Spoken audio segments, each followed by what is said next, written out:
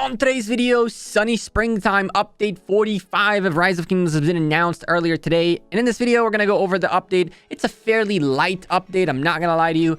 But that is actually a really good thing, and I'll explain to you why that is in this video and much more.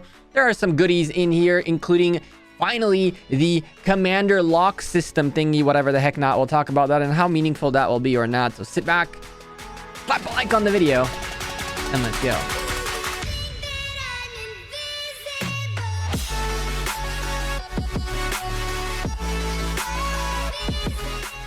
Hey there, YouTube. Welcome back to Gekko Gaming.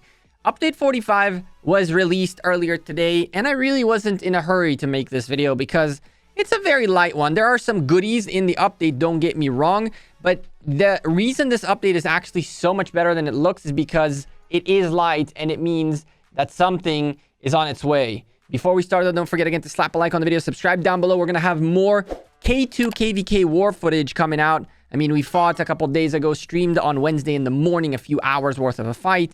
The fights are now over there for now, and more fights to come in a 3v10 KVK, but that's not the subject of this video. This is, so let's go. Update 45 should be coming out in about a few days, about 4 days-ish, and it contains as follows. Commander updates. To give all governors control over the order in which they level their commander skills, we have added the skill lock function. At the same time, within 2 days of the update, we will give all governors a limited number of skill reset items to ensure everyone can take advantage of this new function. We will be sending out separate announcements with more specifics about the new function and the skill reset items. Keep your eye on your inbox. So the skill reset and skill lock function is here. Realistically, this applies to the vast majority of folks who don't have a commander expertise that might not want to invest 690 sculptures, but rather 380. That is an acceptable thing. That way you can get 3 skills fully leveled up and leave 1 not leveled up at all, or perhaps leave 1 at like 5.2, 5.5 or something like that. I understand why this is really cool. It's very, very useful for the new generation of Rise of Kingdoms players, especially low spenders and mid spenders who are not necessarily looking to expertise all their commanders, but rather try to efficiently get some of these commanders to a 5.5.5.1 scenario that could be perhaps not really 1.5.5.5, but 5.1.5.5 or 5.5.1.5 or any of that sort of a combination, right? And so I like this. This is cool. Obviously, the skill reset will essentially give you commanders of the same sculptures of the same commander back. If you think you're going to get legendary commander sculptures generics, you're crazy. And so if you have a legendary commander sculpture that's already expertise, I don't see why you would want this. But me, for example, I screwed up my Takeda at the time when Takeda started. And while I want Takeda to be 5.5.5.1, he is right now 5.2.1.1 type thing. So I will be resetting him so I can then lock him to be a potentially, hopefully, a 5.5.5.1 commander. Now, what they haven't mentioned, though, and this is a tricky one, is the fact that they're doing skill reset but not level reset, which means if I leveled up my Takeda to the point where his 4th skills are unlocked, even though I reset the level, the skill, the level means that all 4 skills are still open, and while I can lock the last skill, I really don't have control of whether it'll be a 5.0.0.0 and then a 5.5 and then a 5.5.5. I can get him to, like, let's say a 1.1.1 lock, and then it would go between those 3 levels. So keep that in mind. Resetting skills doesn't mean you're resetting levels. This is okay. I'm not too excited about this per se. I'm glad for those who are starting to play Rise of Kingdoms because this is really, really, really useful for you to save on some commanders that you don't necessarily need to expertise. Overall, choice is always better than random number generation, and this gives us some choice. I like it. Other optimizations. That's right. We're done with specific sections. Usually there are a lot more of these. Number 1, we've had numerous complaints of governors with problems such as lag when many troops are on the screen at the same time. As a result, we're adding a new graphic option to the settings menu that should generally improve your gaming experience when a large number of players are fighting together. 2 thumbs up. I think this is awesome. We've always said that the problem is not necessarily server side, but it's client side on our devices. If they figured out how to minimize the graphics even further to the point where all the information you want is conveyed on the screen, and at the same time, there's less lag. That's awesome.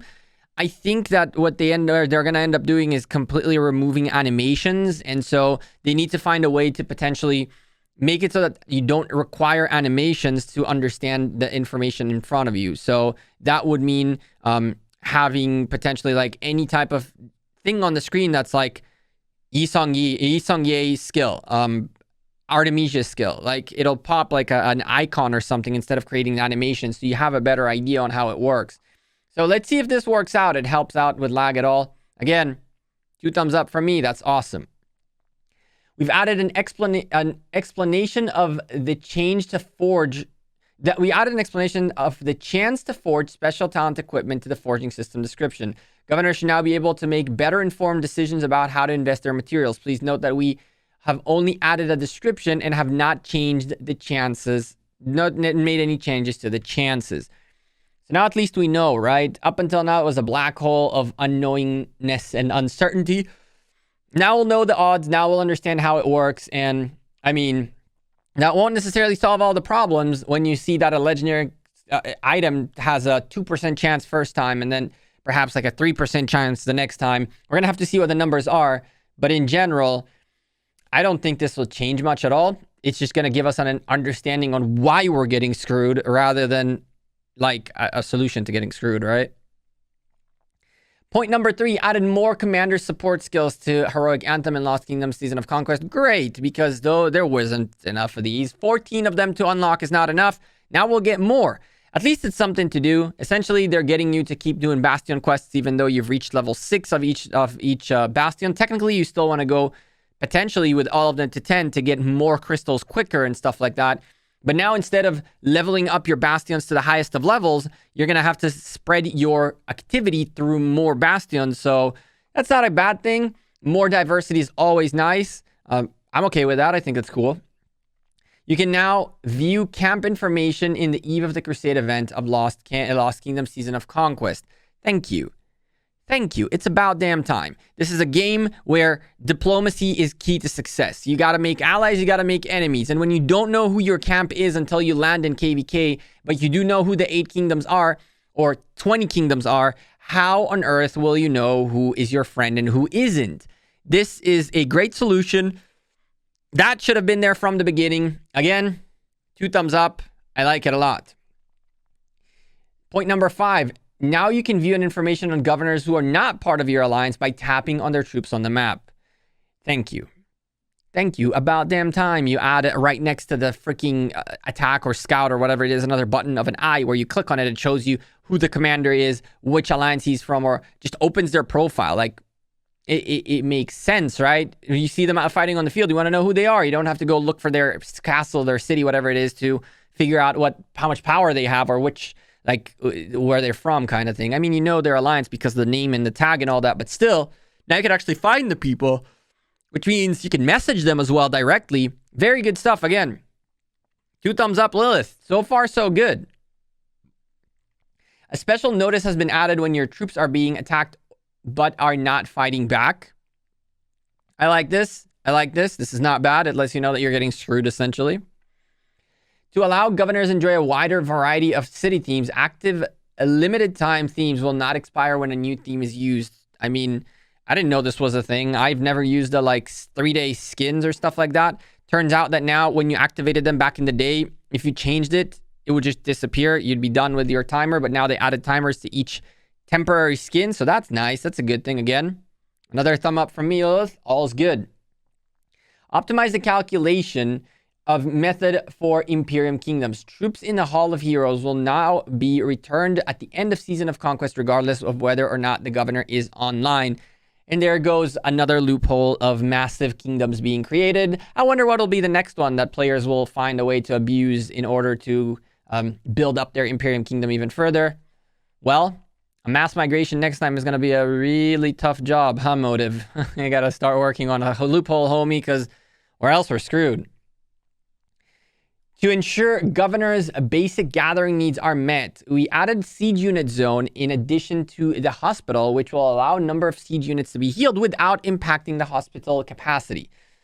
This is the only place in which I don't think Lilith thought it through. Because what's going to happen here is people are going to use sieges, which they already use for garrison during war, and expand their hospital, essentially.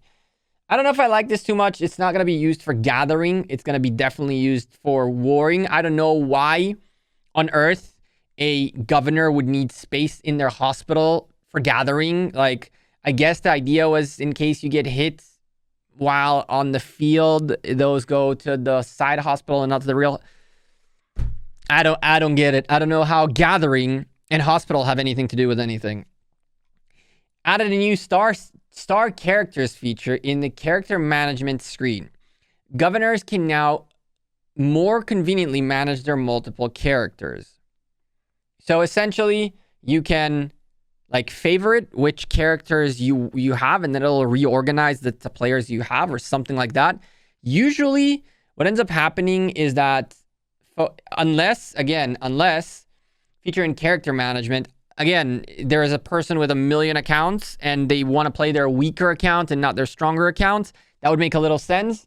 But nowadays, Lilith, you guys have already organized the accounts based on power, right? So assuming someone has, let's say, 50 accounts on the one account, 50 characters, the ones they play the most will gain more power, therefore go up in the list, and you really don't need to star characters. Of course, if you're telling me I can switch characters by simply clicking on the star thing on the screen, it'll flip between the two characters instead of logging me in, logging me out, and all that stuff.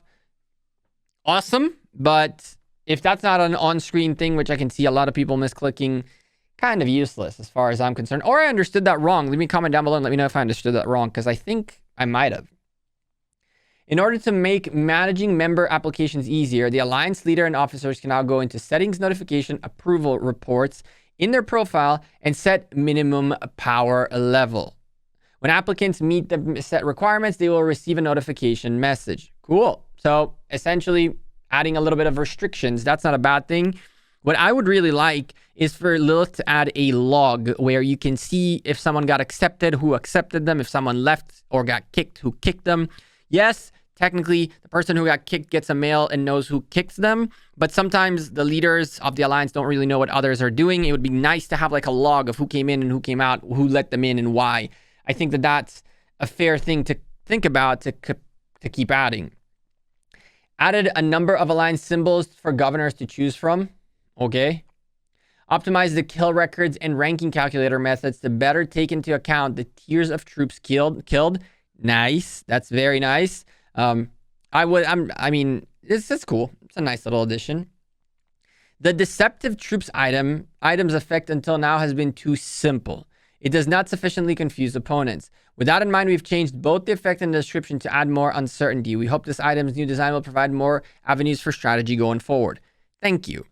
When you add a 2 times or a 0 at the end of, essentially, if you multiply your troops with Deceptive Troops or 3 times it or whatever it is, it's super simple to know what it is, because if it's a double, then it'll always end in a, all your troops will end up in double, in like a even number. So if you have 1, 3, 4, 6 troops and you multiply that by 2, you'll have, what was it? 2, 1, 3, 2, 6, 12, and 8, or whatever it was. All the numbers will be even. That's how you know if Deceptive Troops is on, because if all the other commanders' troops are all even numbers at the end, it's deceptive. It's essentially deceptive, right?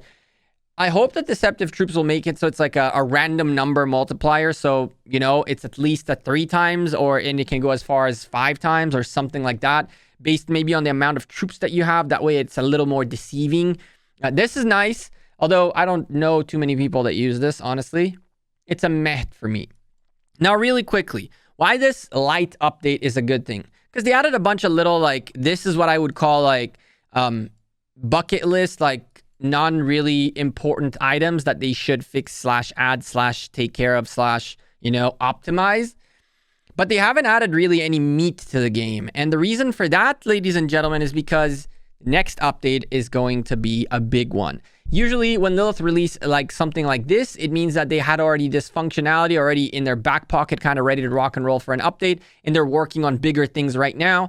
Expect the next update, if not the update after that, so next month or in 2 months or in both, for major changes to come in, because Usually it's like this is the calm before the storm. This is the eye of the, well, I mean, this is the rain before it pours kind of thing. And so I'm hoping that update 46, 47 will be extremely exciting with new items, with new things, with new equipment, with new VIP levels, with everything that it could be. I want equipment. I don't want VIP levels, please. I mean, I think I can get to 18 nowadays, but I don't want more VIP levels, please. I'd like to see more commanders. I'd like to see diverse commanders. Epic commanders would be nice. I'd like to see more equipment. I'd like to see more civilizations potentially.